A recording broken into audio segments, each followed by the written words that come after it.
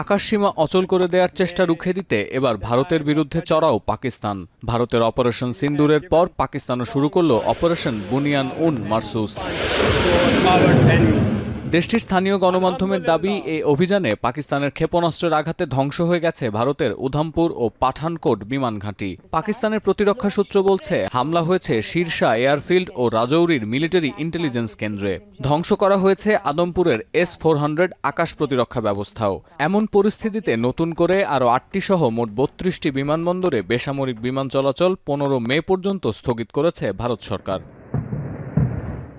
এছাড়া ভারতের অমৃতসরে একটি ক্ষেপণাস্ত্র সংরক্ষণাগার গুড়িয়ে দেওয়ার দাবি করছে পাকিস্তান।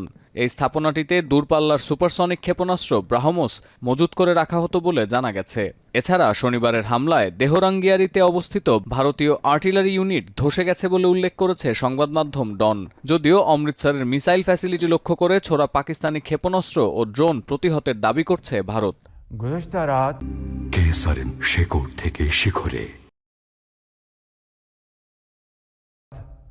চলমান এই ক্ষেপণাস্ত্র যুদ্ধের মধ্যে ন্যাশনাল কমান্ডের কর্মকর্তাদের নিয়ে বৈঠক ডেকেছেন প্রধানমন্ত্রী শেহবাজ শরীফ। ডেপুটি প্রধানমন্ত্রী ইসহাক ডার বলেছেন, সার্বভৌমত্ব রক্ষার এই লড়াইয়ে যে কোনো পরিস্থিতির জন্য প্রস্তুত আছে পাকিস্তানের সেনাবাহিনী। আর সেনাপ্রধান আসিম মুনিরের বক্তব্য, যুদ্ধটি পাকিস্তান শুরু না করলেও শেষ করবে এবং গোটা বিশ্ব এর সাক্ষী হবে। পরিস্থিতি প্রশমনে সেনাপ্রধানের সঙ্গে কথা বলেছেন মার্কিন পররাষ্ট্রমন্ত্রী মার্কো রুবিও। এর আগে শনিবার মধ্যরাতে পাকিস্তানের কয়েকটি বিমান ঘাঁটিতে হামলা চালায় Bharat.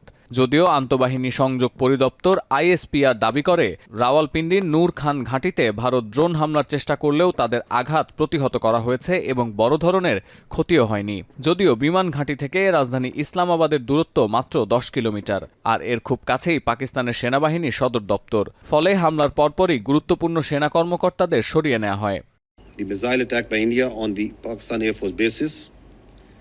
Majority of missiles have been intercepted by the alert air defense system of the Pakistan Armed Forces. The few that have been able to sneak in have not been able to cause any damage to the flying assets of Pakistan Air Force.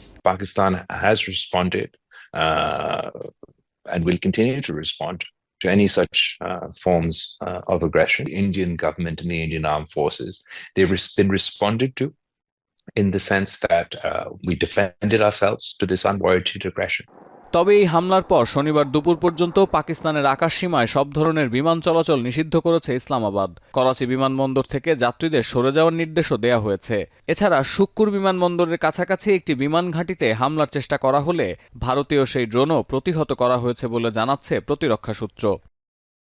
এদিকে পাকিস্তানের এই হামলার তীব্র নিন্দা জানিয়েছে ভারতীয় সেনাবাহিনী।